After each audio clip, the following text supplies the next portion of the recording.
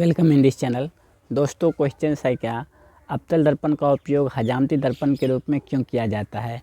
हजाम मतलब आप तो जानते ही होंगे, जिसे नाई कहते हैं या फिर आप इसको इंग्लिश में बर्बर कहते हैं। यहाँ से तो आपको पता चल ही जाएगा। तो ये एक्चुअली है कि अवतल दर्पण का उपयोग वो लोग क्यों करते हैं, या फिर हम अपने दैनिक जीवन में भी हम प्रतिदिन जब भी मिरर देखते हैं तो वो मिरर कहीं ना कहीं अवतल दर्पण होते हैं। वो उस मिरर को हम क्यों उपयोग करते हैं या फिर उस मिरर का क्यों उपयोग किया जाता है। तो इस मिरर अवतल दर्पण का एक खासियत क्या है, जब भी हम उस मिरर में चेहरा को अपने आप को देखते हैं, जब भी आप कटिंग करवाने के लिए सैलून गए होंगे तो आप वहाँ पे देखते होंगे अपने आपका जो चेहरा होता है उससे कई गुना वो बड़ा प्रतिबिंब बना करके आपको देता है। तो इस स्थिति में क्या होता है, कहीं ना कहीं आप उस दर्पण के फोकस और वक्रता फोकस और वो ध्रुव के बीच में आप होते हैं। दर्पण और फोकस के बीच, यानी कि वो उस स्थिति में आप कहाँ बैठते हैं तो ध्रुव और फोकस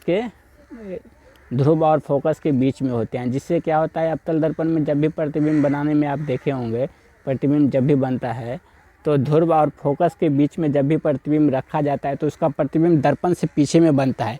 यही एक है अवतल दर्पण का जो यानी कि काल्पनिक प्रतिबिंब बनाने का जो वो है रूल है, फोकस और पोल के बीच में ही होता है।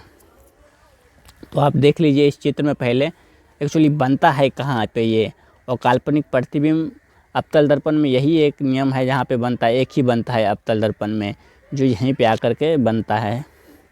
ये कोई पोल है, ये अवतल दर्पण पहले हो गए, ये कोई पोल है और ये फोकस दूरी है एफ।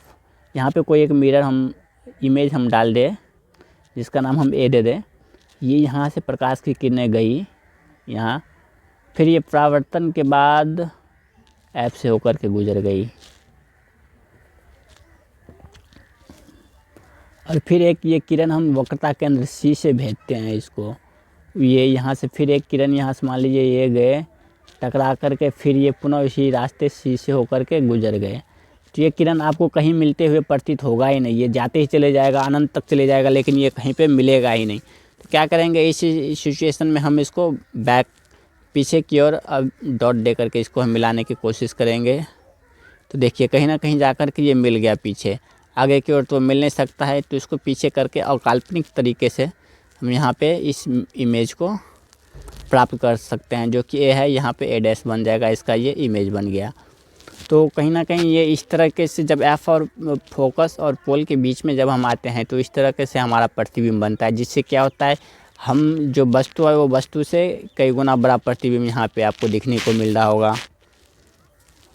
तो यही कारण है कि जब अवतल दर्पण के फोकस और पोल के बीच में हम खड़ा रहते हैं, या फिर वहाँ पे जब हम देखते हैं अपने आप को मिरर में अपने चेहरा को, तो उस सिचुएशन में हम क्या हो जाते हैं, कहीं ना कहीं पोल और फोकस के बीच में स्थित हो जाते हैं। जिससे क्या होता है, हम अपने से बड़ा प्रतिबिंब को देखते हैं। जब भी आप हजामती के पास जाते होंगे या फिर आप मिरर जब भी देखते होंगे तो आप अपने चेहरे पे छोटे छोटे पिंपल्स को भी आसान तरीके से देख लेते होंगे। उस सिचुएशन में क्या होता है, हमारा चेहरा पोल और फोकस के बीच में होने के कारण हमारे चेहरा में जो भी छोटे छोटे पिंपल्स है उसका बड़ा प्रतिबिंब बन जाता है और उसे हम आसान तरीके से देख लेते हैं। अवतल दर्पण का ये उपयोग सबसे मायने रखती है हमारे जीवन में। प्रतिदिन इस चीज़ को आप कहीं ना कहीं मिरर देखते ही होंगे, वहाँ पे यही रूल अप्लाई होता है पर डे। कहीं ना कहीं आप पोल और फोकस के बीच में खड़ा होकर के आप उस समय उस प्रतिबिंब को बनाते होंगे, जो छोटे छोटे चीज़ को बड़े से बड़े करके दिखा देते हैं। चलिए, ये तो आप समझने की चीज़ हो गई थी। आप ये आई होप कि आप ये इसे समझ गए होंगे हम क्यों करते हैं। चलिए, आप इतना जब समझ गए तो आप बेटर है कि आप लिख भी दीजिएगा। तो इसी चीज़ को हम लिखेंगे कैसे, ये देख लीजिए। इसका उपयोग क्यों करते हैं, तो जब हम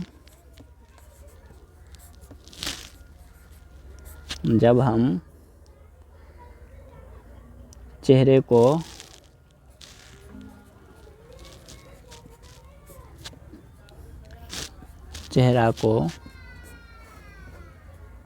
फोकस और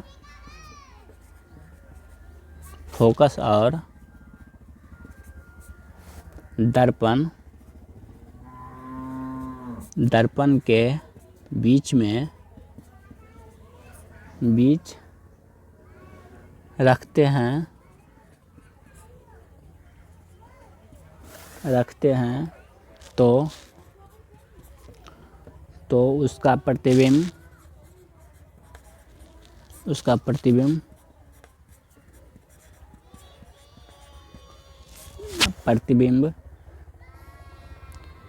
प्रतिबिंब सीधा बड़ा और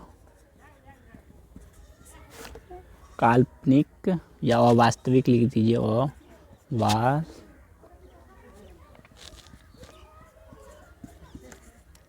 या फिर अवास्तविक बनता है जिससे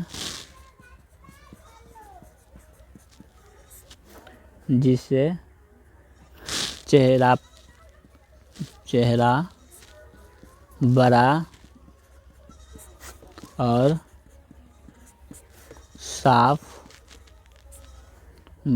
साफ देखा जा सके,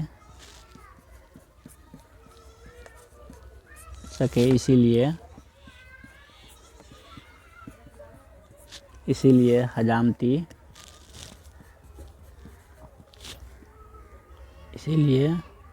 हजामती दर्पण के रूप में उपयोग करते हैं।